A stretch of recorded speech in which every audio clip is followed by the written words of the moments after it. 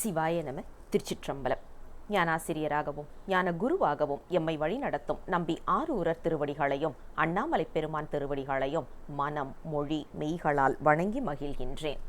இன்றைய ஞான சிந்தனையில் 9ஆம் திருமுறையில் இருந்து 5வது திருப்பதிகம், அதாவது சேந்தனார் அவர்கள் அருளி செய்த திருவீழிமழலை திருப்பதிகத்தில் இருந்து முதல் பாடலை சிந்திப்பதற்கு திருவருளும் குருவருளும் கூட்டியுள்ளது.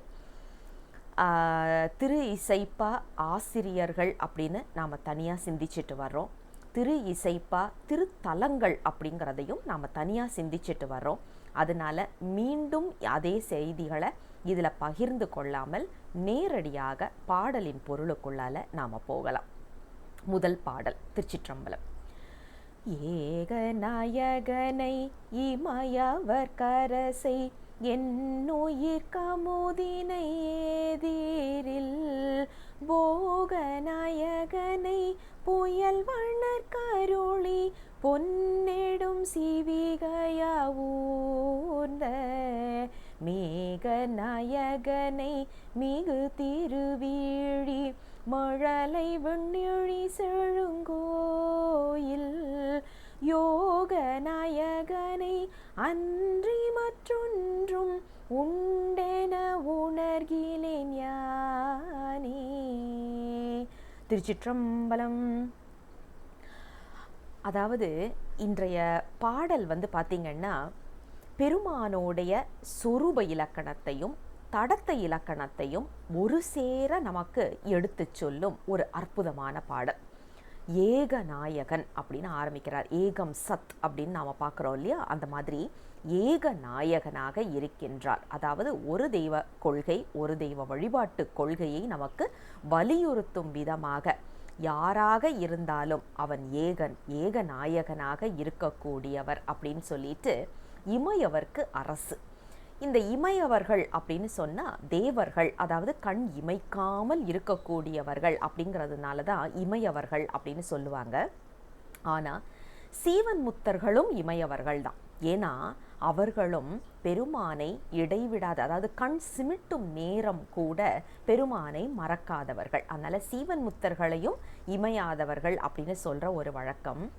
சாதாரண நம்மை போன்ற அடியார்கள் ஆனால் பெருமான் மேல் கொண்ட அன்பின் காரணமாக தில்லையை தரிசிக்கும் போது தன்னை மறந்து தரிசிக்கின்றார்கள் இல்லையா? அவர்களும் இமையவர்கள் தான். அப்போ இமையவர்கள்னு சொல்லியாச்சுன்னா நமக்கு தேவர்கள் அல்லது சீவன்முத்தர்கள் அல்லது தில்லை தரிசனத்தை காண்பவர்கள் அப்படிங்கிற மாதிரி நாம் இந்த இடத்துல 3 பொருளாகவும் நாம் எடுத்துக்கலாம். அதே மாதிரி யார் அப்படின்னு சொல்லியாச்சுன்னா இமையவர்களுக்கு அரசனாக இருக்கக்கூடியவர். யார் அப்படின்னா என் உயிருக்கு அமுதமாக இருக்கக்கூடியவர்ப்பா. எல்லாருக்கும் ஏகநாயகன், அதே மாதிரி எல்லாருக்கும் அரசனாக இருக்கக்கூடியவர். ஆனால் அவர் தான் மிக எளிவந்த தன்மையை காட்டுவதற்காக எனக்கு, அதாவது என்னை போன்றவர்களுக்கும் அப்படின்னு நாம் சொன்னோன்னா அது நியாயம். சேந்தனார் போன்றவர்கள்லாம் சொல்லும்போது அது கொஞ்சம் நம்மளுக்கு நெருடுதான். அவர்களுடைய அந்த தன்னடக்கத்தை நம்மளுக்கு எவ்வளோ அழகாக காமிக்கிறாங்க பாருங்கள். நாம் கொஞ்சம் போய் நான் தில்லை வீட்டு வந்துட்டேன் தெரியுமா, நாங்கள் எல்லா தலமும் தரிசிச்சுட்டு வந்துட்டோம் தெரியுமான்னு எவ்வளவு ஆட்டம் ஆடுறோம். ஆனால் சேந்தனார் போன்றவர்களாம் அவர்களை அப்படியே இறக்கி நான் ஒன்றுமே இல்லை அப்படின்னு பெருமான் கிட்ட தன்னை முழுவதும் சரணடைந்த அந்த குணத்தை நாம் கண்டிப்பாக கற்றுக்க வேண்டிய ஒரு விஷயம்.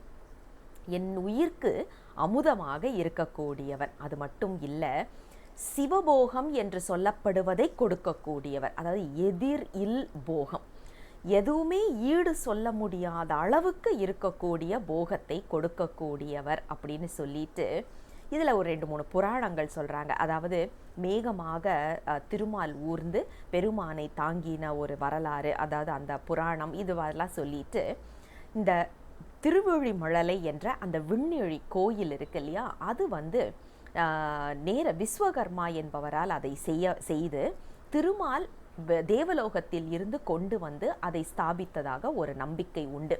இதை நமக்கு காழிப்பிள்ளையாரும் பாடியிருக்கிறதா நாம் இங்கே நினைவில் கொள்ள வேண்டும். ஆக அந்த ஒரு குறிப்பையும் சொல்லிட்டு திருவீழிமழலை விண்ணெழி செழுங்கோயில் அப்படின்னு சொல்லிட்டு அங்கே இருக்கக்கூடிய யோகநாயகன். முதல்ல எதிரில் போகம்னு சொல்லிட்டாரு. என்ன பொருள்னா சிவபோகத்தை கொடுக்கக்கூடியவர். சிவபோகம் எப்படி கிடைக்கும் அப்படின்னா யோக நெறியில் நிற்கிறவங்களுக்கு தானப்பா கிடைக்கும். அப்படி யோக நெறியில் நிற்கிறவர்களுக்கு நாயகனாக, எப்படி யோக நெறியில் நிற்க வேண்டும் என்று நமக்கு சொல்லிக் கொடுக்கக்கூடிய நாயகனாக இருக்கின்றார். அவரை நான் மறப்பனா, அவரை இல்லாமல் இன்னொருத்தரை நான் என் மனசில் நினைப்பேனா அப்படின்னு அந்த ஒரு தெய்வ கொள்கை, ஒரு தெய்வ வழிபாட்டை நமக்கு மிக அழகாக எடுத்து சொல்லும் அற்புதமான பாடல் இந்த முதல் பாடல். சிவாய நம. திருச்சிற்றம்பலம். இரண்டாவது பாடல். திருச்சிற்றம்பலம்.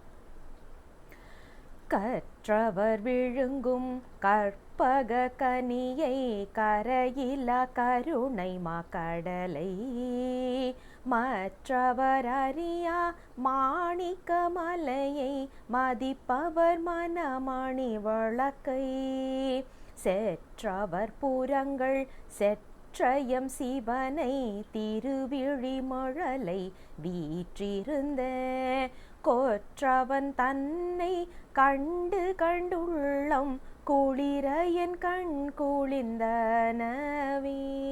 திருச்சிற்றம்பலம். அருமையான ஒரு பாடல் இன்றைய சிந்தனைக்கு நமக்கு சாமி கொடுத்துருக்கிறாரு. இதில் பாருங்க, கற்றவர் ஒழுங்கும் கற்பக கனியை அப்படின்னு ஒரு குறிப்பு. இதை நாம் ஏற்கனவே சிறப்பு சொற்றொடர்லையும் பார்த்துருக்குறோம். அதே நேரத்தில் பதிகமா சிந்தனையிலையும் நாம் இதை ஏற்கனவே பார்த்துருக்கோம். அற்புதமான ஒரு சொற்றொடர், சந்தேகமே இல்லை. அதாவது கற்றவர்கள் மட்டுமே இது கனி என்பதை உணர முடியும் அப்படிங்கிறது.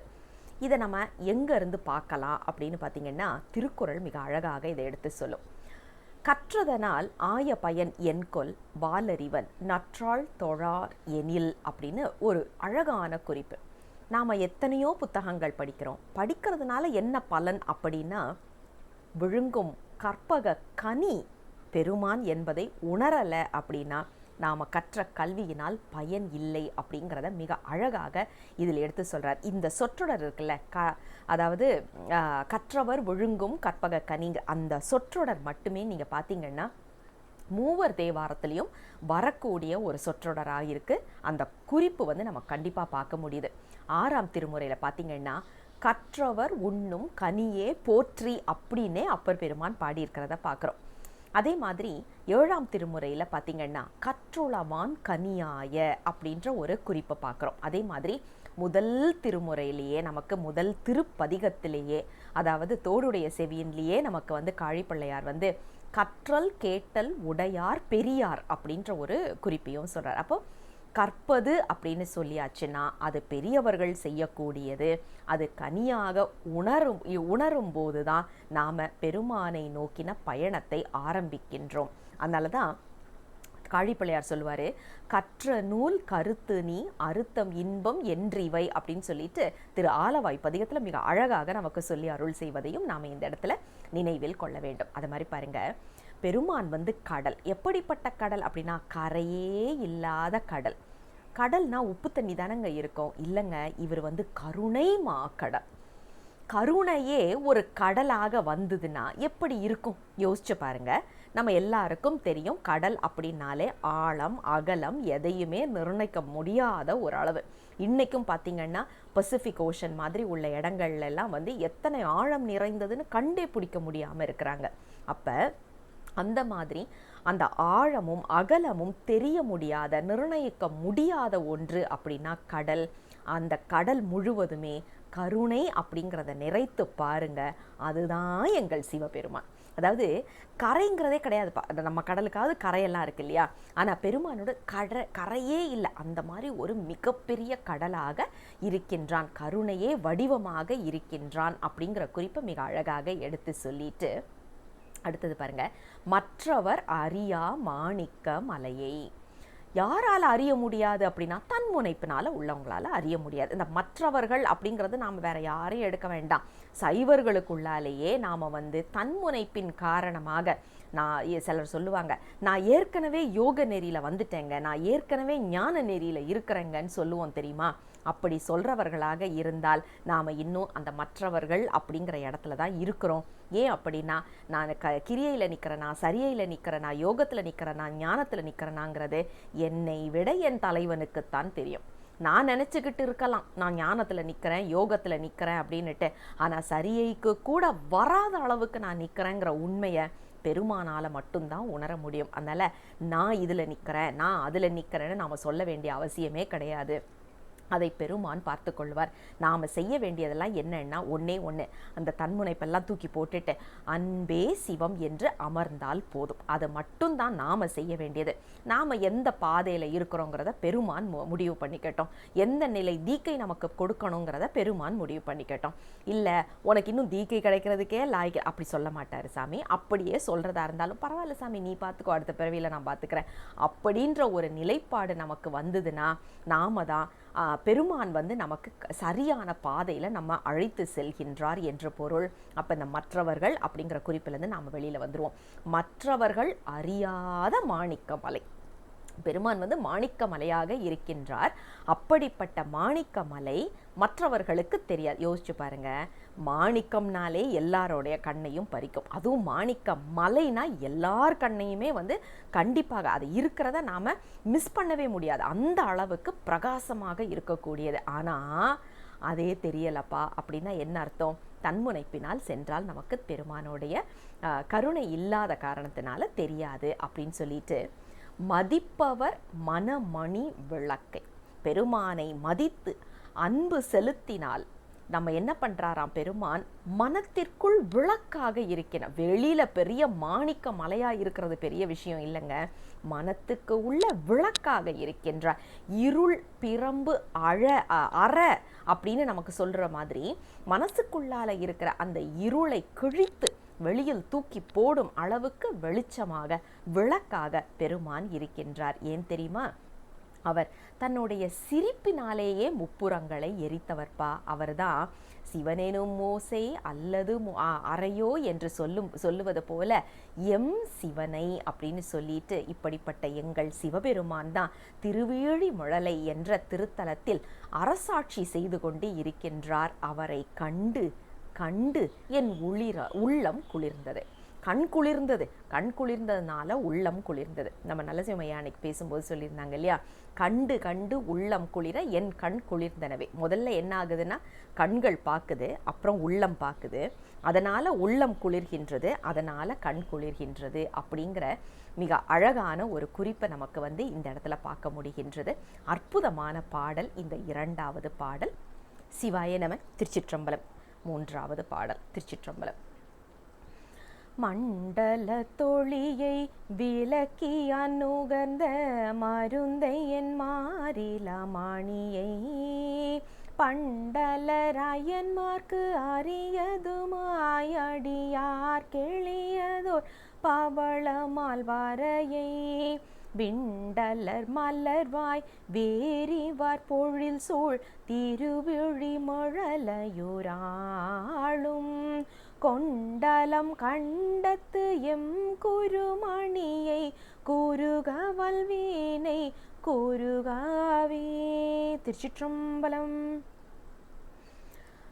இன்றைய பாடல் மீண்டும் ஒரு அற்புதமான பாடல். அதாவது மண்டலத்து ஒளியை விளக்கி யான் நுகர்ந்த மருந்தை. பிறவி பிணிக்கு மருந்து அப்படின்னா அது யார்னா என்னுடைய மாறிலா மணி, என் பெருமான் சிவபெருமான். இவர் யார் அப்படின்னா அதாவது பல தெய்வ கொள்கை இதெல்லாத்தையும் விடுத்து நான் பெருமானே அனைத்தும் என்று வணங்குவதனால எனக்கு பெருமான் அவர்தான் முழுமுதற் கடவுள் என்பதை எனக்கு உணர்த்தினார் அப்படிங்கிற ஒரு குறிப்பை நாம் இதில் பார்க்குறோம். இந்த மண்டலம் அப்படின்னு சொல்கிறது பார்த்திங்கன்னா சூரியன் அப்படின்னு ஒரு ஒளி எடுத்துக்கிட்டேன். ஏன்னா மண்டலத்து ஒளி அப்படிங்கிறதுனால சூரியன் எடுத்துக்கிட்டாலும் நம்ம எல்லாருக்குமே தெரியும், இருள் நிலை என்று சொல்லப்படுவது நம்ம கேவல நிலை, பகல் அப்படின்னு சொல்கிறது நமக்கு சகல நிலை, இரவும் பகலும் இராப்பகல் அற்ற இடம் அப்படின்னு சொல்கிறது நமக்கு முக்தி நிலை அப்படிங்கிறது நாம் ஏற்கனவே சைவ சித்தாந்தத்தில் பார்த்துருக்குறோம். அந்த குறிப்பில் நாம் இங்கே பார்த்தோம்னா பகலாக இருக்கக்கூடிய சகல நிலை, என்ன பொருள்? மண்டலத்தில் நாம் சுழலுகின்றோம். இந்த மண்டலம் என்று சொல்லப்படுவது பிறப்பு இறப்பு என்ற இந்த சுழற்சியில் நாம் மாட்டிக்கிறோம் இல்லையா? அந்த குறிப்பை மிக அழகாக சொல்லி இதை விளக்க வேண்டும். விளக்குவதற்கு என்ன செய்ய வேண்டும்? பெருமானின் திருவடியை பற்ற வேண்டும். அந்த பிறப்பு இறப்பு என்ற இந்த சுழலை நான் விளக்கி இந்த விளக்குவதற்கான மருந்தாக இருப்பவனை நான் நுகர்கின்றேன் அப்படிங்கிறத மிக அழகான ஒரு குறிப்பாக முதல் வரியில் பார்க்குறோம். அப்படி மட்டும் அல்லாமல் இவர் திரு அண்ணாமலை என்ற இடத்துல அண்ணாமலையாராக நிற்கின்றார்.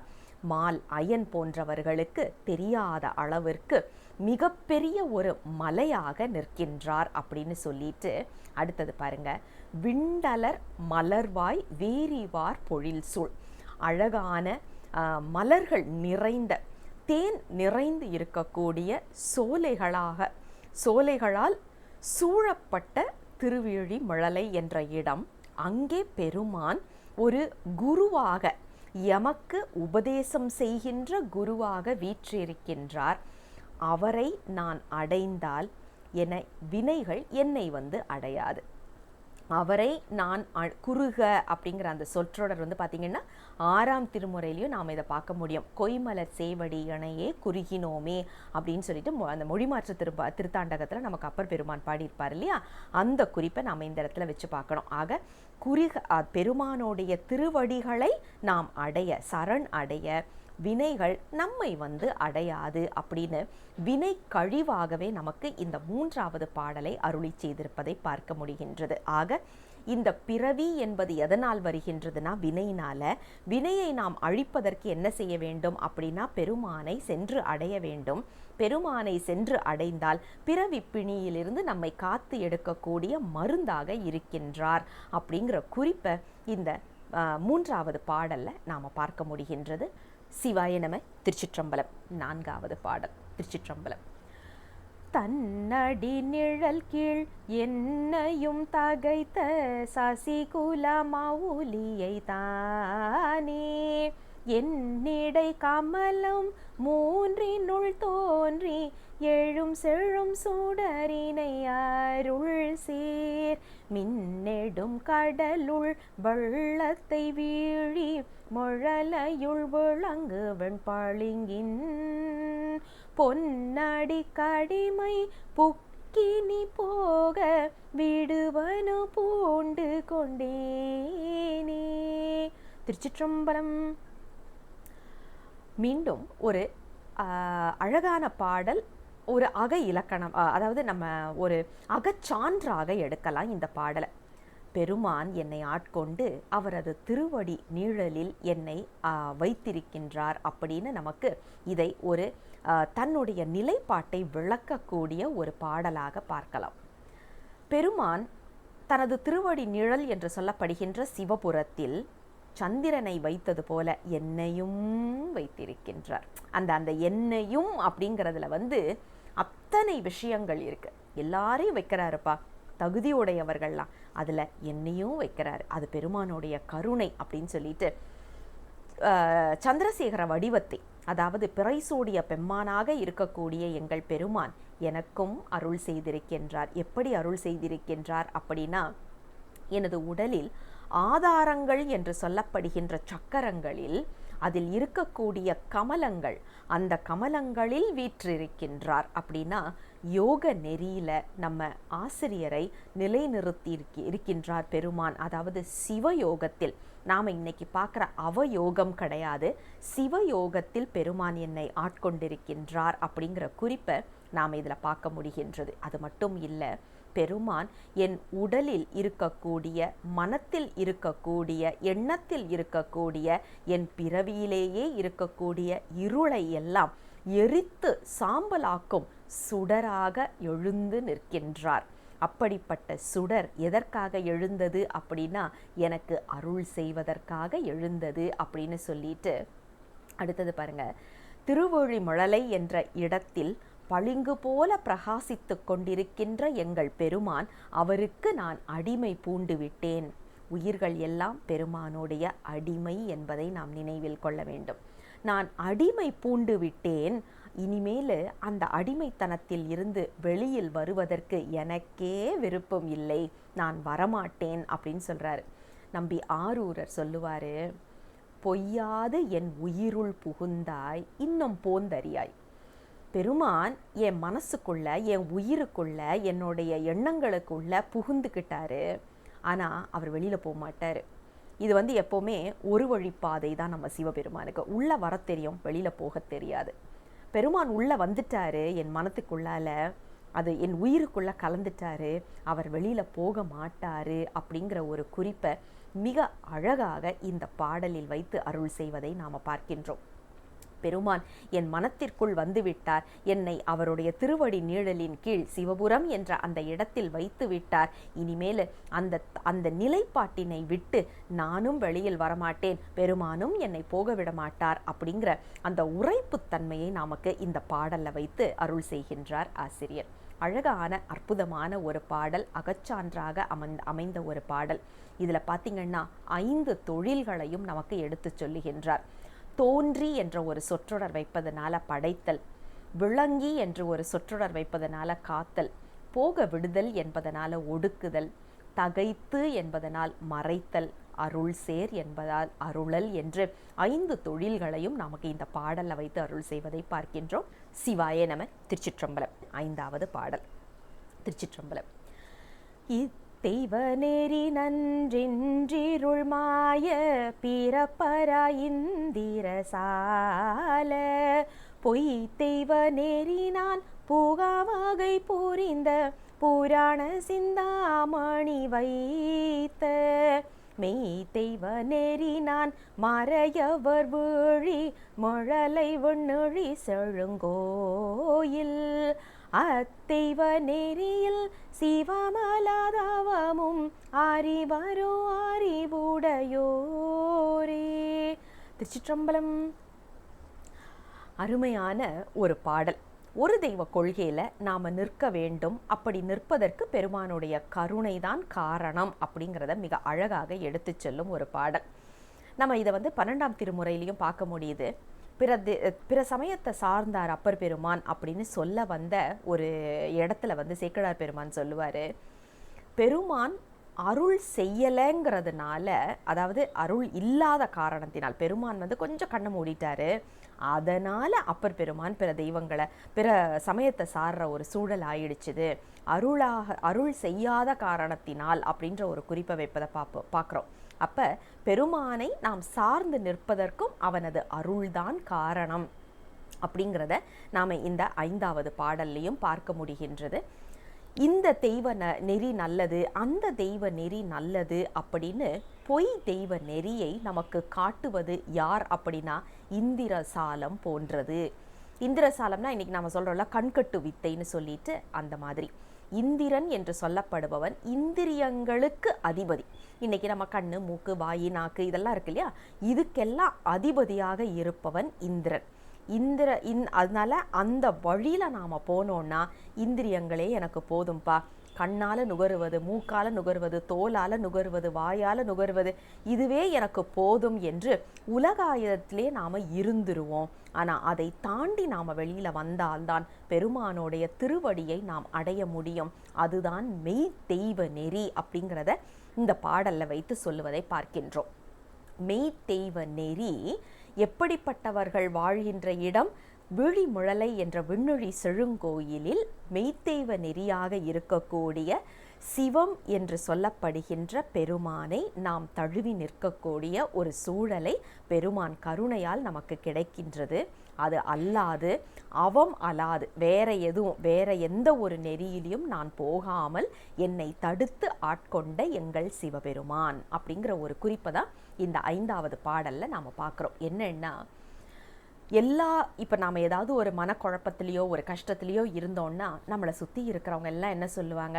இந்த பிரச்சனையா, அந்த சாமி கிட்ட போ, சக்தி வாய்ந்த சாமி, இங்கே போனியா ஒரு இதை செய்ய அதை செய்ய, சக்தி வாய்ந்த சாமி அப்படின்னு சொல்லிட்டு நம்மளை ரொம்ப நாம் ஏற்கனவே குழப்பத்தில் இருக்கும்போது இப்படிப்பட்ட சொற்றொடர்கள் வரும்போது செய்துதான் பார்க்கலாமே அப்படின்னு நம்மளை அந்த இந்திரசாலம் என்று சொல்லப்படுவது நம்மை மயக்கும் இல்லையா?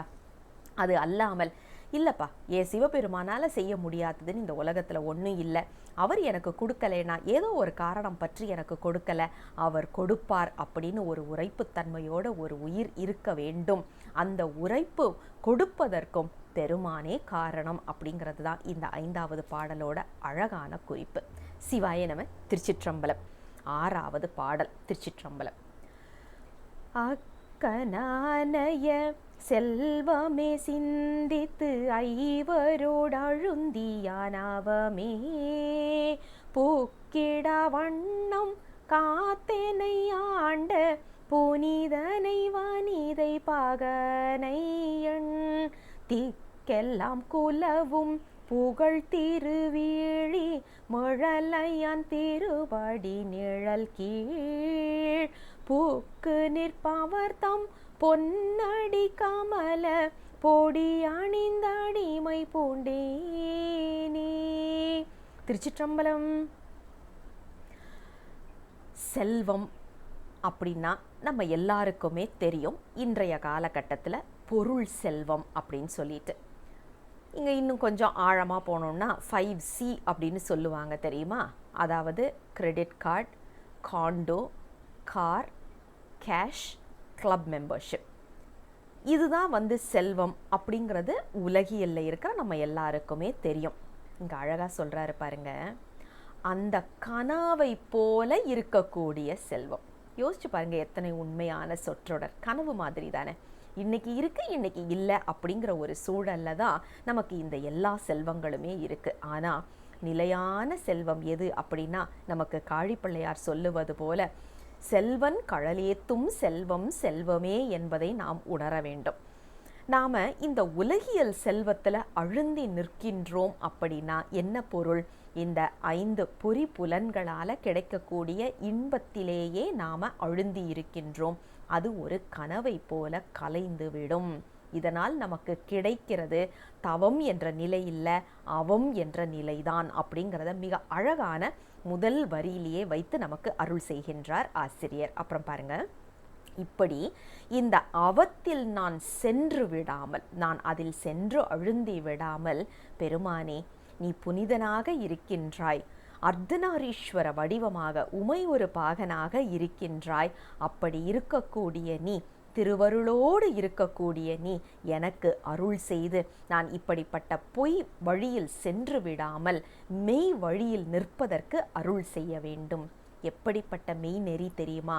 பெருமான் நமக்கு சொல்ற ஒரு மிக முக்கியமான குறிப்பு குரு இலிங்க சங்கமம் என்ற வழிபாடு.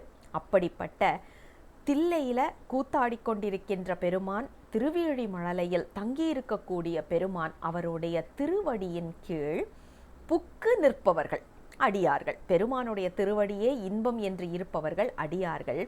அவர்களுடைய திருவடி துகள் இருக்கு இல்லையா, அதை நான் எடுத்து பூசிக்கொள்ளுமாறு எனக்கு அருள் செய்கிற பெருமானே அப்படின்னு சொல்லிட்டு, அப்படிப்பட்ட அடிமை பூணுவதற்கான ஒரு நிலைப்பாட்டை, தகுதியினை, அப்படிப்பட்ட ஒரு எண்ணத்தை எனக்கு கொடு, அப்படிப்பட்ட ஒரு உரைப்புத்தன்மையை எனக்கு கொடு என்று இந்த 6வது பாடலில் மிக அழகாக வைத்து அருள் செய்வதை பார்க்க முடிகின்றது. என்ன குறிப்புன்னா, பெருமானுடைய கருணை இருந்தால்தான் அவர்களுடைய அடியார்களுக்கும் நாம் அடிமைத்தனம் பூண முடியும் அப்படிங்கிறத அழகாக சொல்லி அருள் செய்கின்ற பாடல் சிவாய நம. திருச்சிற்றம்பலம். 7வது பாடல். திருச்சிற்றம்பலம். கங்கை நீரரிசில் கரையிரு மருங்கும் கமல் பொழில் தழுவிய கழனி திங்கள் நேர்த்தீண்ட நீண்ட மாளிகை சூழ் மாட நீடுயர் திருவீழி தங்கு சீர் செல்வ தெய்வத்தான் தோன்றி நம்பியை தன் பெரும் சோதி மங்கையோர் பங்கத்து என்னரு மருந்தை வருந்தி நான் மறப்பனோ இனியே. திருச்சிற்றம்பலம். இன்றைய பாடல் மீண்டும் ஒரு உரைப்புத்தன்மையை நம்மளுக்குள்ளால கொண்டு வரக்கூடிய ஒரு பாடல். அதாவது பெருமான் எங்கே இருக்கின்றார் அப்படின்னா, திருவேழிமலை என்ற திருத்தலத்தில் இருக்கின்றார். மங்கை ஒரு கூரனாக இருக்கின்றார், அர்த்தநாரீஸ்வர வடிவமாக இருக்கின்றார். சோதியாக இருக்கின்றார். நம்ம எல்லாருக்குமே தெரியும், சூரியன் சிவன் என்றால் அதிலிருந்து வரக்கூடிய கதிர்கள் சக்தி. இதை இரண்டையும் பிரிக்க முடியாது, பிரித்தால் பொருள் தராது. சூரியன் அப்படியே இருந்து கதிர்கள் இல்லைனாலும் நமக்கு பலன் இல்லை, கதிர்கள் மட்டும் வரவும் வராது. ஆக சிவத்தையும் சக்தியையும் பிரித்து பார்க்கும் தன்மை சைவத்தில் இல்லைங்கிறதுனால தான் இலிங்க திருமேனி வழிபாடும் நமக்கு இருக்கு. காரணம் என்னன்னா, அந்த பாணத்தையும் அந்த ஆவுடையாரையும் நாம சிவமும் சக்தியாகவும் பார்க்கின்றோம். உருவமாக பார்க்கும்போது அர்த்தநாரீஸ்வர வடிவம் என்று சொல்லப்படுகின்ற உமையொரு பாகர். அப்ப உமையொரு பங்கனாக இருக்கக்கூடிய எங்கள் சிவபெருமான், சோதியாக இருக்கக்கூடிய எங்கள் சிவபெருமான் தான் தோன்றி நம்பி அப்படின்னு ஒரு குறிப்பை வைக்கிறாரு. இந்த நம்பி என்று சொல்லியாச்சுன்னா ஒரு முழுமை நிறைந்தவன், குணபூரணன் என்று சொல்லப்படுகின்றது. அதனால தான் நம்பி ஆரூரருக்கு அந்த பெயர் அவங்க அம்மா அப்பா வச்சது. ஏன்னா பூரணத்துவம் வாய்ந்தவராக இருக்க வேண்டும் அப்படிங்கிற ஒரு குறிப்பு. இதுல பாருங்க, இந்த தான் தோன்றி நம்பி அப்படிங்கிற குறிப்பு இருக்கு இல்லையா, இதை இன்னம்பர் பதிகத்திலையும் 6ஆம் திருமுறையில பார்க்கலாம். அதே மாதிரி முன்னமே தோன்றி முளைத்தார் போலும் அப்படின்னு குறிப்பையும் பார்க்கலாம். சில கோயில்களில் பார்த்தீங்கன்னா தான் தோன்றி அப்பர், தான் தோன்றி ஈசர் அப்படின்னு பெருமானுக்கு பெயர் இருப்பதையும் நாம் இங்கே நினைவில் கொள்ள வேண்டும். ஆக பெருமான் எப்படி இருக்கின்றார்னா, தான் தோன்றி நம்பியாக இருக்கின்றார், தானாக முளைத்தவர். அவருக்கு அவரை யாரும் படைக்கவும் இல்லை, காத்து அருள் செய்யவும் வேண்டாம், அவரை அழிக்கவும் முடியாது. ஏன்னா அவர் அதாவது நாம் இன்னைக்கு சொல்கிறோம் இல்லையா, சத்து சித்து என்று சொல்லி, அதில் சத்தாகவும் சித்தாகவும் ஆனந்தமாகவும், அதனால தான் சச்சிதானந்த பொருளாக இருக்கக்கூடியவர் எங்கள் சிவபெருமான்னு சொல்லிட்டு, அவர் எங்கே இருக்கிறாரு அப்படின்னா திருவழிமழலை என்ற திருத்தலத்தில் இருக்கிறாரு. அங்கே அழகான ஒரு அரிசில் கரை என்ற ஆறு இருக்கக்கூடிய இடத்துல நிறைய பொழில்கள் சூழ்ந்து இருக்கின்றது. அந்த பொழில்களுக்கு நடுவில் அழகாக வீற்றிருக்கின்றார் நம் சிவபெருமான். அவர் யார் அப்படின்னா, எங்களுக்கு அருமருந்தாக இருக்கக்கூடியவர்.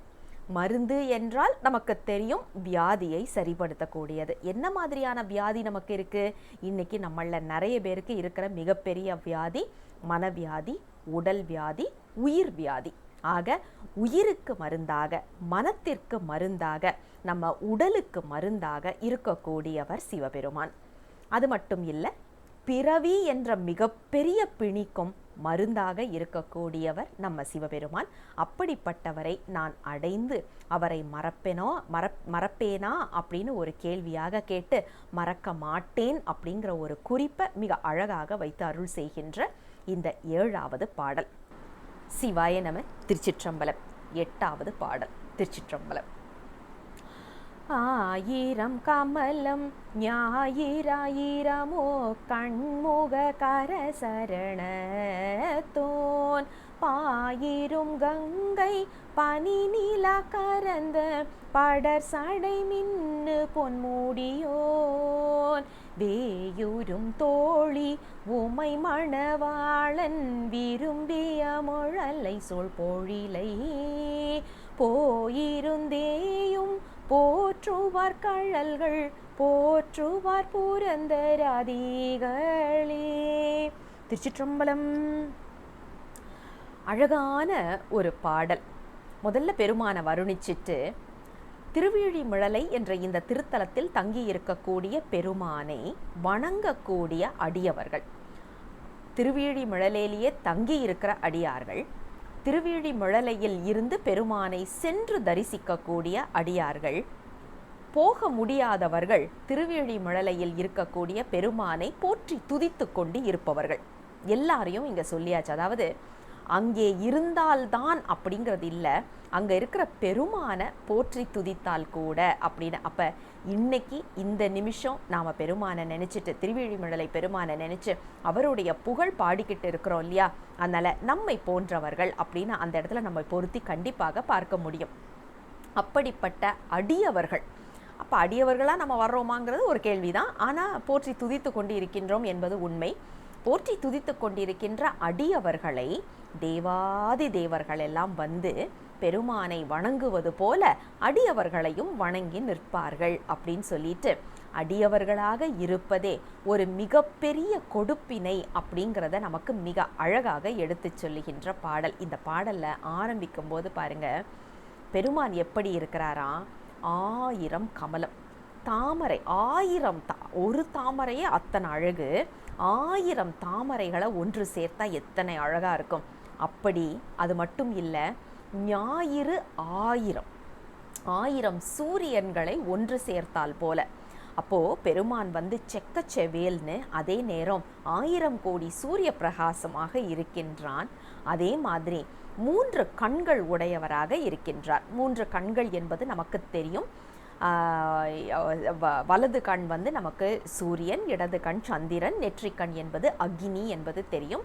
3 கண்களாக பெருமானுக்கு இருப்பது எது அப்படின்னாக்க சோர்ஸ் ஆஃப் லைட் அண்ட் ஹீட்டுன்னு சொல்லுவோம் இல்லையா, அந்த மாதிரி நெருப்பும் அதை சார்ந்து உள்ளதும் தான் இருக்கு. பெருமானோடைய 3 கண்கள் அது மட்டும் இல்லை, அதுவும் 1000 பார்ப்பது போல இருக்கு. கைகளும் பாதங்களும் அவ்வளவு அழகான, தாமரை போல அழகான பாதங்கள், தாமரை போல அழகான முகங்கள் கொண்டவராக இருக்கின்றார். அது மட்டும் இல்லை, பெருமானோடைய ஜடாமுடியில அழகான கங்கையை வைத்திருக்கின்றார்.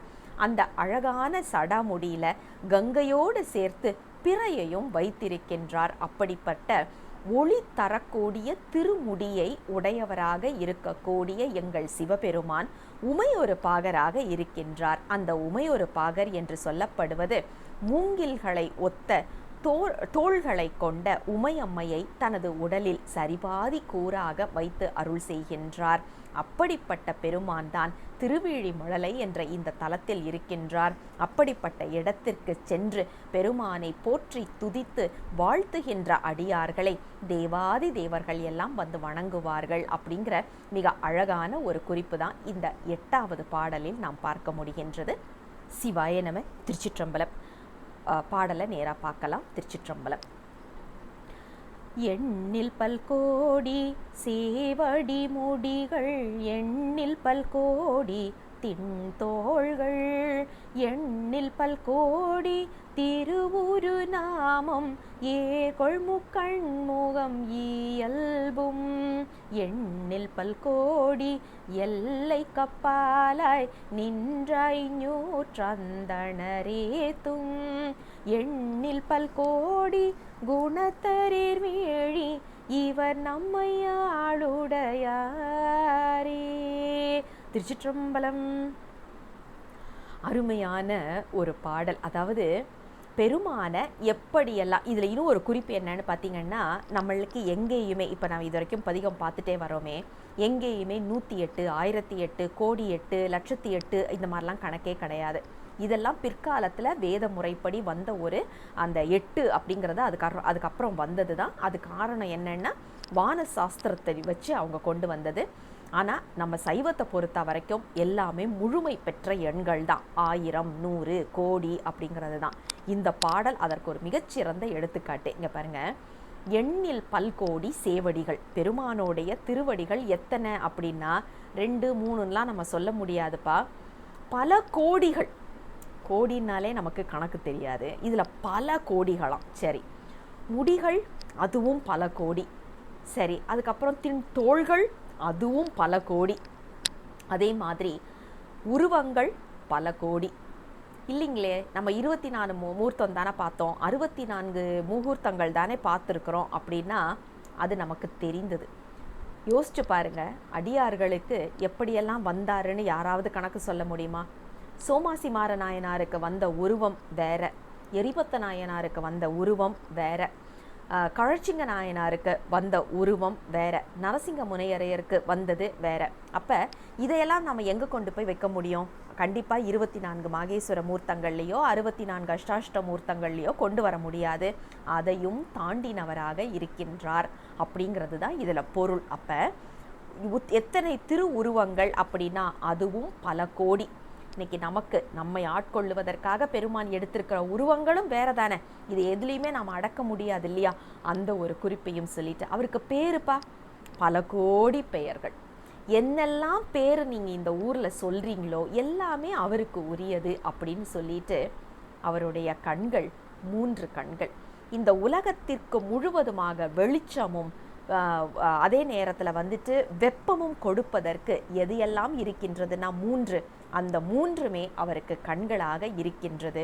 அது மட்டும் இல்லை, எல்லை என்று சொல்லுவதர் எதையுமே இல்லாமல் எல்லைகளை தாண்டினவராக இருக்கின்றார். அப்படிப்பட்ட பெருமான் தான் திருவீழிமிழலை என்ற இந்த திருத்தலத்தில் இருக்கின்றார். இவரை போற்றி துதிக்கின்றார்கள் இங்கே உள்ள அந்தணர்கள். எத்தனை பேர் அப்படின்னா 500 பேர் இருக்கிறாங்க. தில்லைவாழ் அந்தணர்கள் 3000 என்று சொல்லுவது போல இங்கே 500 அந்தணர்கள் பெருமானை போற்றி துதித்து வழிபட்டு கொண்டிருக்கின்றார்கள். அவர் இங்கே இருக்கின்ற பெருமான் தான் நம்மை ஆண்டு அருள் செய்யக்கூடியவர் அப்படிங்கிற ஒரு குறிப்பை மிக அழகாக இந்த பாடலில் நாம் பார்க்க முடிகின்றது. இந்த பாடலை நாம் பார்க்கும்போது கண்டிப்பாக அப்பர் பெருமானுடைய ஒரு பாடல் நமக்கு ஞாபகத்துக்கு வரும். 1000 தாமரை போலும் 1000 சேவடியானும் 1000 பொன்வரை போலும் 1000 தோளுடையானும் 1000 ஞாயிறு போலும் 1000 நீண்முடியானும் 1000 பேருகந்தானும் ஆரூர் அமர்ந்த அம்மானே. அப்படியே எண்ணில் பல்கோடி சேவடி முடிகள் அப்படின்னு சொல்கிற மாதிரி அங்கே அப்பர் பெருமான் 1000 1000 1000ன்னு வைத்து பாடுவதை நாம் பார்க்கின்றோம். அதே மாதிரி 7ஆம் திருமுறையிலையும் பார்த்திங்கன்னா பேரும் ஓர் 1000 பேர் உடையார் அப்படின்னு நம்பி ஆரூரர் சொல்லுவதையும் பார்க்கின்றோம். அதே மாதிரி 9ஆம் திருமுறையில் ஏற்கனவே 2வது திருப்பதிகத்திலையும் நாம் பார்த்துருக்கோம். பேர்கள் 1000 அப்படின்னு வந்ததையும் நாம் பார்க்குறோம். அதே மாதிரி பேரோர் 1000ம் உடையானை அப்படின்னு 7ஆம் திருமுறையில் வருவதையும் நாம் இந்த இடத்துல நினைவில் கொள்ள வேண்டும். ஆக 500 அந்தணர்கள் இங்கே வாழ்ந்திருக்கின்றார்கள். அந்த காலத்தில் அவர்கள் போற்றி துதித்து வணங்கக்கூடிய சிவபெருமான் தான் எங்களை ஆட்கொண்டவர் அப்படின்னு நம்மை ஆட்கொண்ட திறத்தை, ஆட்கொள்ளுகின்ற திறத்தினை, ஆட்கொள்ளும் திறத்தினை மிக அழகாக எடுத்து சொல்லுகின்ற ஒரு பாடல். சிவாய நம. திருச்சிற்றம்பலம். 10வது பாடல். திருச்சிற்றம்பலம். தக்கன் வெங்காதிரோன் சலந்தரன் பிரமன் சந்திரன் இந்திரன் எச்சன் மீக்க நெஞ்சாரக்கன் புறம் கரி கருடன் மரளி வழிவழ்மிகு சேகு தோன் தீக்கெல்லாம் நிறைந்த புகழ் திருவீழி மழலையான் திருவடி நிழல் கீழ் பூக்கிருந்தவர்தம் பொன்னடி கமல பொடி அணிந்தடிமை பூண்டேனே. திருச்சிற்றம்பலம். அற்புதமான ஒரு பாடல். கிட்டத்தட்ட பெருமானோடைய அட்டவீரட்ட செயல்கள் எல்லாத்தையும் இதில் கொண்டு வந்துட்டாரு அப்படின்னு தான் நாம் சொல்லணும். முதல்ல பாருங்க, தக்கனோடைய வேள்வியை அழித்தது அங்கே தான். கதிரவனுடைய கதிரவனுக்கும் தண்டனை கொடுத்தது அங்கே தான். சலந்தரன் வதம் நமக்கு தெரியும். பிரமனுடைய தலையை கொய்தது அது அடுத்தது. சந்திரன் இந்திரன் எச்சன் இவர்கள் எல்லாருக்கும் தக்கன் வேள்வியிலேயே தண்டனை கொடுத்தது.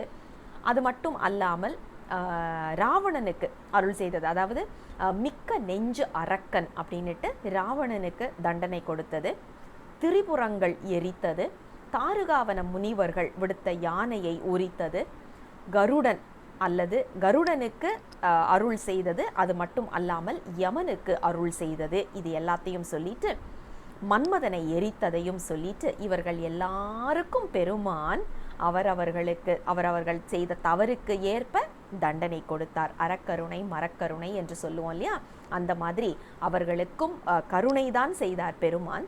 ஆனால் தண்டிக்கும் விதமான கருணை அப்படின்னு சொல்லிட்டு இப்படிப்பட்ட சிவபெருமான் எல்லாம் மொத்தமாக பார்த்திங்கன்னா அவருடைய எல்லா வீர செயல்களும் இதில் வந்துருச்சு. இதையெல்லாம் செய்தது யார் அப்படின்னா திருவேழிமழலை என்ற திருத்தலத்தில் இருக்கக்கூடிய சிவபெருமான். இங்கே இருக்கிற வீழி அழகர், வீழி அப்பர் பெருமானை நாம் போற்றி துதிக்க வேண்டும். அப்படி போற்றி துதித்து கொண்டிருக்கின்ற அடியார்களுடைய கால் தூசி இருக்கு இல்லையா, அதை நான் திருநீராக எடுத்து பூசிக்கொள்ள வேண்டும் என்று அடியாருக்கும் அடியேன் அப்படிங்கிற குறிப்பை மிக அழகாக இந்த 10வது பாடலில் வைத்து அருள் செய்வதை பார்க்கின்றோம். என்ன குறிப்புன்னா, பெருமானுக்கு அடிமை செய்வது சுலபம், பெருமானின் அடியவர்களுக்கு அடிமை செய்வது அப்படிங்கிறது அத்தனை சுலபம் கிடையாது. அதை மிக அழகாக சொல்லி, அப்படிப்பட்ட அடியாருக்கு அடியானாக தான் இருக்க வேண்டும் அப்படிங்கிற ஒரு குறிப்பை சொல்லி நமக்கும் அந்த அறிவுரையை மிக அழகாக எடுத்து சொல்லுவதாகத்தான் இந்த 10வது பாடல் அமைந்திருக்கின்றது. சிவாய நம. திருச்சிற்றம்பலம். 11வது பாடல். திருச்சிற்றம்பலம். உள்ளம் கொள்ள மதுர கதிர் வீரி துயிர் மேல் அருள் சோரி தருமுமாபதியை வளம் கிளர் நதியும் மதியமும் சூடி மழவுடை மேல் வருவானை விளங்கொளி வீழி மழலை வேந்தே என்றாந்தனை சேந்தன் தாதையான் களம் கொள அழைத்தால் பொழைக்குமோ அடியேன் கை கொண்ட கனக கற்பகமே. திருச்சிற்றம்பலம். இன்றைய பாடல் ரொம்ப அழகான ஒரு பாடல். அதாவது உயிர்கள் மேல் பெருமான் கொண்ட கருணையை எடுத்து சொல்லும் ஒரு பாடல். இதில் பாருங்க, முதல்ல ஆரம்பிக்கும் போதே பெருமானை நம் மனத்தில் பொருந்த வேண்டும், பொருந்தி இருக்குமாறு செய்ய வேண்டும் அப்படின்னு சொல்லிட்டு ஒளியாக இருக்கின்றாராம். அதாவது கதிர் விரித்து அப்படின்னு மிக அழகான ஒரு சொற்றொடர் போடுகின்றார். அதாவது ஒளி சுடராக இருக்கின்றார், கொழுந்தாக இருக்கின்றார். நாம் எங்கெல்லாம் பார்க்குறோமோ அது எல்லாமே அண்ணாமலையாரை தான் குறிக்கும். அண்ணாமலையாரை நினைத்தால் முக்தி அப்படிங்கிறது நமக்கு தெரியும். அப்படி இருக்க பெருமானை சுடர் வடிவாக இருக்கக்கூடியவனை நம் மனத்தில் நிறுத்த வேண்டும். எப்படிப்பட்டவர் அப்படின்னா, இந்த உலக உயிர்கள் மேல் அருளும் கருணையும் கொண்டவர். இதில் ரொம்ப முக்கியமான ஒரு விஷயம் என்னன்னா, மனிதர்கள் இன்றைய காலகட்டத்தில் நாம் என்ன நினைக்கிறோம், நாம தான் ரொம்ப உயர்ந்த ஒரு ஸ்பீசிஸ் இந்த உலகத்தில், மற்ற உயிரினங்கள் எல்லாம் மனிதனுக்காக படைக்கப்பட்டது அப்படிங்கிற ஒரு நினைப்பில் நாம் இருக்கிறோம். ஆனால் இந்த ஈகோ சிஸ்டம் அப்படின்னு சொல்கிறோம் இல்லையா, அதில் மனிதன் என்பது ஒரு பாகம்தான். மற்ற உயிரினங்கள் எல்லாம் அழிந்தால் மனிதனால் வாழ முடியாது. உதாரணத்துக்கு ஒரு சின்ன தேனி வர்க்கம் அழிந்தால் மனித வர்க்கம் அழியும். அப்படிப்பட்ட ஒன்றோடு ஒன்று பிணைந்து இருக்கக்கூடிய வாழ்க்கை தான் நாம் வாழ்ந்துட்டுருக்குறோம். அப்படி இருக்கும்போது நான் உயர்ந்தவங்க, மற்றவங்க எல்லாம் தாழ்ந்தவங்கன்னு நாம் நினைக்கிறதே அங்கே முட்டாள்தனம், அது அறிவில்லாத ஒரு தனம் என்பது இன்றைய காலகட்டத்தில் ஈகோசிஸ்டம் நல்லா தெரிஞ்சவங்க எல்லாருக்குமே தெரிகிற ஒரு நிதர்சனமான உண்மை. அதனால் மற்ற உயிர்களையும் தன் உயிர் போல் பாவிக்க வேண்டும் அப்படிங்கிறது தான் திருக்குறள் முதல் திருமுறைகள் வரை நமக்கு இன்று கொடுத்திருக்கின்ற உண்மை நிலவரம். அப்படிப்பட்ட உயிர்கள் மேல் எல்லா உயிர்களிடமும் பெருமான் கருணை கொண்டிருக்கின்றார். அதனால தான் பார்த்தீங்கன்னா, நாரைக்கு அருள் செய்தவர், பன்றிக்கு அருள் செய்தவர், குரங்குக்கு அருள் செய்தவர், பாம்புக்கு அருள் செய்தவர் அப்படின்னு ஒவ்வொரு தலபுராணத்தையும் நாம் பார்க்கின்றோம். ஏன் அப்படின்னா, எல்லா உயிர்களும் பெருமான் முன் சரிசமம் அப்படிங்கிறத நாம் நினைவில் கொள்ள வேண்டும். அருள் செய்ய வர்றாருன்னாலே திருவருள் இல்லாமல் வர முடியுமா? அதனால தான் அடுத்ததே பாருங்க, உமாபதியை அப்படின்னு ஒரு சொல் வைக்கிறாரு. என்ன குறிப்புன்னா, பெருமான் அருள் செய்ய வேண்டும் என்றால் திருவருளோடு வர வேண்டும். அந்த குறிப்பை தான் அழகாக இந்த ஒரே வரியில நமக்கு வச்சு சொல்லிட்டு, உயிர் மேல் அருள் சொரி தரும் உமாபதியை அப்படின்னு சொல்லிட்டு அடுத்தது பாருங்க, வளங்கிளர் நதியும் மதியமும் சூடி மழவிடை மேல் வருவானே. இந்த மழவிடை என்று சொல்லப்படுவது அறவிடை, இளமையான அறவிடை, அறத்தையே விடையாக வைத்திருக்கக்கூடியவன். ஏன் அப்படின்னா, விடை பெருமானை நோக்கி எந்த பக்கம் போகிறது அப்படிங்கிற மாதிரி பார்த்துட்டு இருக்கிறத நாம் இன்றைக்கும் பார்க்குறோம் இல்லையா. அந்த வடிவங்கள்ல எல்லாம் பார்த்தா என்ன குறிப்புன்னா, பெருமான் இந்த அறத்தை வழி நடத்துகின்றார். அப்படிப்பட்ட அறம் அப்படின்னா நேர்மை தவறாமல் இருப்பது. எப்படி அப்படின்னா, வேகமாக வந்த ஆக்ரோஷமாக வந்த கங்கைக்கும் அதே நேரத்தில் அடைக்கலமாக வந்த சந்திரனுக்கும் ஒரே இடத்துல தான் இடம் கொடுத்திருக்கிறாரு பெருமான் அவருடைய தலைமுடியில். அவருடைய சடாமுடியில தான் அந்த சந்திரனும் இருக்கு, கங்கையும் இருக்கு. என்ன பொருள்னா, பெருமானை பொறுத்த வரைக்கும் ஏற்றத்தாழ்வு கிடையாது. அடைக்கலம் என்று வந்தாச்சுன்னா யாராக இருந்தாலும் ஒரே மாதிரி அடைக்கலம் கொடுப்பார். அதனால தான் மழவுடையோடு வருகின்றார் அப்படிங்கிற குறிப்பையும் நாம் பார்க்குறோம். அது மட்டும் இல்லை, இப்படிப்பட்ட பெருமான் தான் வீழிமிழலையில் அரசாட்சி செய்து கொண்டு இருக்கின்றார் அப்படின்னு சொல்லிட்டு, அப்படிப்பட்ட எங்கள் பெருமான் யார் அப்படின்னா முருகப்பெருமானுடைய தந்தை. அவரை என் குரல் நெறிய நான் அழைத்தால் எனக்கு அருள் செய்யாமல் இருப்பாரா அப்படின்னு ஒரு கேள்வி கேட்டு கண்டிப்பாக அருள் செய்வார் அப்படிங்கிற பதிலை அங்கே மறைத்து வைக்கின்றார் சேந்தனார். என்ன குறிப்புன்னா, இந்த அழைத்தல் அப்படின்னு நீங்கள் யோசிச்சு பார்த்தீங்கன்னா நம்மளுடைய நாத வடிவம். அந்த நாதம் அப்படிங்கிறது சுத்தமாயையிலிருந்து வர்றது. சுத்தமாயை அப்படிங்கிறது பெருமானுடைய நேரடி கட்டுப்பாட்டில் இருப்பது. ஏன்னா நம்மளுடைய உடலில் வந்து பார்த்திங்கன்னா பிரகிருதி மாயை, அசுத்தமாயை, அப்புறம் தான் சுத்தமாயை வரும் இல்லையா, தத்துவமாக போனோன்னா. அப்படிப்பட்ட தத்துவங்களில் சுத்தமாயையில் இருந்து வருவது தான் இந்த ஒலி. அப்போ அடுத்த ஒரு கேள்வி வரும், ஏங்க சிலர் வந்து கெட்ட வார்த்தையாக பேசிகிட்டு இருக்கிறாங்க, சுத்தமாயிலேருந்து வருதுன்னா அந்த மாதிரி இருக்கக்கூடாது இல்லையா அப்படின்னு ஒரு கேள்வி வரும். ஆமாம், வாக்கு என்று சொல்லப்படுகின்ற தத்துவத்தை நாம் ஆராய்ந்தால் நமக்கு நன்றாக தெரியும். வாக்கு என்பது 4 விதமாக நம்ம சொல்லுவோம். முதல்ல ஆரம்பிக்கும் போது அது சுத்தமாயையில் இருந்து வர்றது தான்.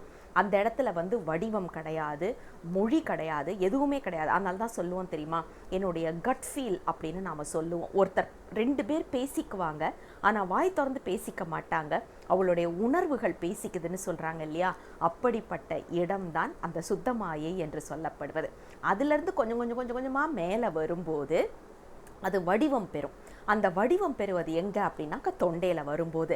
அங்கே வடிவம் பெறும்போது தான் நம்மக்கிட்டேயே இருக்குல்ல இந்த வினை வினை வினைன்னு நம்ம சேர்த்து வச்சுருக்கிறோமே, அது அந்த இடத்துல விளையாட ஆரம்பிக்கும். அதனால தான் வெளியில் வரும்போது கெட்ட வார்த்தையாக வருது. ஏன் அப்படின்னா அது நம்மளுடைய வினையின் காரணம் அப்படிங்கிறத தெரிஞ்சுக்கணும். ஆனால் எல்லாருக்கும் வாக்கு உருவாகும் இடம் அப்படின்னு பார்த்தீங்கன்னா அது சுத்தமாயே. அதற்கப்புறம் அது வெளியில் வரும்போது அவரவர்கள் வினை வழிபட்டு அவரவர்களுடைய வார்த்தைகள் வருகின்றது அப்படிங்கிறது வாக்கு தத்துவம் தெரிந்தா இதை வாக்கு தத்துவமாக நம்ம பார்க்கும்போது நமக்கு இன்னும் அது அற்புதமாக புரியும். ஆக இன்றைய பாடல் பெருமானை நோக்கி அழைத்து விழித்து நாம் கதறி அழுதோம் அப்படின்னா கண்டிப்பாக வந்து அருள் செய்வார். ஏன் அப்படின்னா அவர் அறத்தையே வாகனமாக வைத்து கொண்டிருப்பவர். தஞ்சம் என்று யார் சென்றாலும் அவர்களை ஒரே மாதிரி பார்க்கக்கூடியவர் அப்படிங்கிற ஒரு குறிப்பை சொல்லி நடுநாயகமாக நடுநிலை தவறாமல் இருக்கக்கூடிய எங்கள் சிவபெருமான் அப்படிங்கிறத மிக அழகாக எடுத்து சொல்லக்கூடிய 11வது பாடல். சிவாய நம. திருச்சிற்றம்பலம். 12வது பாடல். திருச்சிற்றம்பலம். பாடலங்கார பாரிசில் காசருளி பழுத்த செந்தமிழ் மலர் சூடி நீடலங்காரத்து எம்பெருமக்கள் நெஞ்சினுள் நிறைந்து நின்றானை வேடலங்கார கோலத்தின் அமுதை திருவிழிமழலையுராளும் கேடலங்கீர்த்தி கேடிலங்கீர்த்தி கனக கற்பகத்தை கெழுமுதற் கெவ்விடத்தேனே. திருச்சிற்றம்பலம். திருவிழிமழலை அப்படின்னு நாம் சொன்ன மாத்திரத்தில் நமக்கு ஞாபகத்துக்கு வர்ற ஒரு அழகான வரலாற்று சம்பவம் அப்படின்னா, வறுமை வந்த காலத்தில் காழிப்பிள்ளையாரும் அப்பர் பெருமானும் பெருமானிடம் சென்று முறையிட்டு நிற்க பெருமான் படிக்காசு கொடுத்து, இன்றும் அந்த படிக்காசு திருவிழா கோலாகலமாக கொண்டாடப்படுவதை நாம் நினைவில் கொள்ள வேண்டும். படிக்காசு கொடுத்து அதற்காக தமிழ் மாலைகள் பெற்றுக்கொண்டார் அப்படிங்கிறது நமக்கு நம்பி ஆரூரரும் பதிவு செய்கின்ற ஒரு விஷயம். வாசி தீரவே காசு நல்குவீர் என்ற பதிகம் அது அந்த வரலாற்றில் அமைந்தது என்பதும் நமக்கு தெரியும். நம்பி ஆரூரர் திருவிழிமழலை செல்லும் போது அவருக்கு இது ஞாபகத்துக்கு வருது. அவங்க 2 பேருக்கும் அன்னைக்கு பணம் கொடுத்தியே, எனக்கும் கொடு அப்படிங்கிறது மாதிரி ஒரு பதிகம் அழகாக பாடியிருப்பார். சீகாமரம் பண்ணில் அமைந்த அற்புதமான ஒரு பதிகத்தை நாம் நினைவில் கொள்ளணும். அந்த வரலாற்று சம்பவத்தை இந்த 12வது பாடலிலும் நமக்கு வைத்து அருள் செய்கின்றார் ஆசிரியர். அது மட்டும் இல்லை, வேடுவனாக அர்ஜுனனுக்கு வேடுவ கோலம் பூண்டு அருள் செய்த அந்த திறத்தையும் சொல்லிட்டு, மூவர் முதலிகளுக்கு அருள் செய்த பெருமான், அப்பர் பெருமானுக்கும் காழி பிள்ளையாருக்கும் காசு கொடுத்த வரலாறு, இப்படி எல்லாத்தையும் சொல்லிட்டு அடுத்தது பாருங்க, பழுத்த செந்தமிழ் மலர் சூடி அப்படிங்கிறாரு. தமிழ் மலர் சூடுவதற்காக பெருமான் காசு கொடுத்தாராம். பெருமானுக்கு ஏதாவது கொஞ்சம் வேலை, ஏதாவது கொஞ்சம் அவர்கிட்ட வேலை ஆகணும் அப்படின்னு வைங்களேன், ரொம்ப சுலபம். நேராக போய் ஒரு தமிழ் பாட்டு பாடினா, பதிகத்தை பாடினா முடிஞ்சு போச்சு. எப்படி நமக்கு இது தெரியும் அப்படின்னா, வாசி உள்ள காசு வாசி இல்லாத காசுன்னு கொடுத்தாரு. அந்த வாசி தீருவதற்கு என்ன கேட்டாரு பெருமான்? பதிகம் தான் கேட்டாரு. பதிகம் கொடுத்த உடனே சரியா போச்சு. பெருமான் பதிகத்திற்கு மயங்கி நிற்பவர் அப்படிங்கிறது நமக்கு சான்றுகளோட நிறைய இடங்கள்ல நாம சொல்ல முடியும். இந்த திருவேழிமழலையும் அதற்கு ஒரு சான்றான இடம்தான். இப்படிப்பட்ட திருவேழிமழலையில தான் எங்க பெருமான் இருக்கிறாருன்னு சொல்லிட்டு நிறைவு வரி பாருங்க. இது எந்த அளவுக்கு சேந்தனார் பெருமானுக்கு அமையும் இந்த சொற்றொடர், இந்த வரி அப்படிங்கிறது தெரியாது. ஆனால் கண்டிப்பாக நமக்கு முழுக்க முழுக்க நமக்கு பொருந்தி நிற்கக்கூடிய ஒரு வரி. இன்னைக்கு ஐஏஎஸ் ஐபிஎஸ் படிக்கிறோம், இல்லை ஏதோ ஒரு நல்ல பெரிய படிப்பு படிக்கிறோம், அதுக்கான வேலை கிடைக்கிது, இல்லை நம்மளே ஒரு சொந்த தொழில் ஆரம்பித்து அதற்காக முயற்சி செய்து எத்தனையோ உழைப்பு போட்டு அதற்காக நாம் ஒரு பெரிய பதவியை அடைகிறோம். நான் எவ்வளவு உழைச்சேன் தெரியுமா இதுக்கு அப்படின்னு நாம் சொல்லிக்கலாம். சைவத்தில் நாம் வர்றதுக்கும் பெருமானுடைய பெயரை சொல்லுவதற்கும் தீக்கை கிடைத்து தினமும் சிவபூசை செய்வதற்கும் யோசிச்சு பாருங்க, இதில் நம்மளுடைய உழைப்பு என்ன இருந்திருக்கு? ஒன்றுமே கிடையாது. என்னுடைய தகுதி கருதியா நான் இன்று சிவனடியாராக, என்னுடைய தகுதி கருதியா இன்று திருப்பதிகங்களை என் கையில் பெருமான் கொடுத்திருக்கின்றார்? கண்டிப்பாக இல்லை அப்படிங்கிறது ஆணித்தரமாக நாம் சொல்ல முடியும். ஆனால் பெருமானுடைய கருணை காரணம். என்னை ஆட்கொண்டிருக்கின்றார் அப்படின்னா அது அவருடைய கருணை தான் காரணமே ஒழிய என்னுடைய தகுதியோ என்னுடைய உழைப்போ அதில் இல்லை அப்படிங்கிறத ஒவ்வொரு உயிரும் உணர ஆரம்பிக்கணும். என் தகுதி கருதி எனக்கு அவன் கொடுத்தான் அப்படின்னு சொல்லியாச்சுன்னா நாம் என்ன செய்துட்டோம்? அதுக்கு ஒன்றுமே கிடையாது. பெருமானை நிந்திச்சிட்டு இருந்தோம். இந்த வழிக்கு வர்றது வரைக்கும் சாமியும் கிடையாது பூதமும் கிடையாதுன்னு நிந்திச்சிட்டு இருந்தோம். ஆனால் வந்த அடுத்த நிமிடம் அவர் பேரை கேட்ட உடனே நம்ம கண்ணில் தண்ணி வருதில்ல. அப்போ என்ன பொருள் அப்படின்னா, பெருமான் நம்மை ஆட்கொண்டது நம் தகுதி கருதி கிடையாது, அவருடைய கருணை தான் அதற்கு காரணம். இதை சொல்லுவது யார்னா சேந்தனார் பெருமான். தன்னுணர்ச்சி தனி உணர்ச்சி என்று இலக்கணத்தில் சொல்லுவது போல இது அவரை வைத்து சொல்லி இருந்தாலும் இது அவருக்கு உரிதானதல்ல, நமக்கு உரித்தானது அப்படிங்கிறத நாம் உணர்ந்து இந்த பாடலை படிக்கும்போது எனக்கும் இத்தனை கருணை செய்திருக்கிறியே சாமி அப்படின்னு உட்கார்ந்து நாம் கேட்கும்போது நம்ம பெருமான் நமக்கு அத்தனை அருள் செய்திருக்கிற அந்த நன்றி கடன் நமக்கு தெரியணும், அதை உணரணும். அதுதான் இந்த 12வது பாடலோடைய ஒரு வெற்றினே நாம் சொல்லலாம். அற்புதமான ஒரு பாடல். மீண்டும் அடுத்த பதிகத்தோடு விரைவில் உங்களை சந்திக்கின்றேன். தென்னாடுடைய சிவனே போற்றி, என் நாட்டவர்க்கும் இறைவா போற்றி, அண்ணாமலையம் அண்ணா போற்றி, கண்ணார் அமுத கடலே போற்றி. சிவசிவ திருச்சிற்றம்பலம்.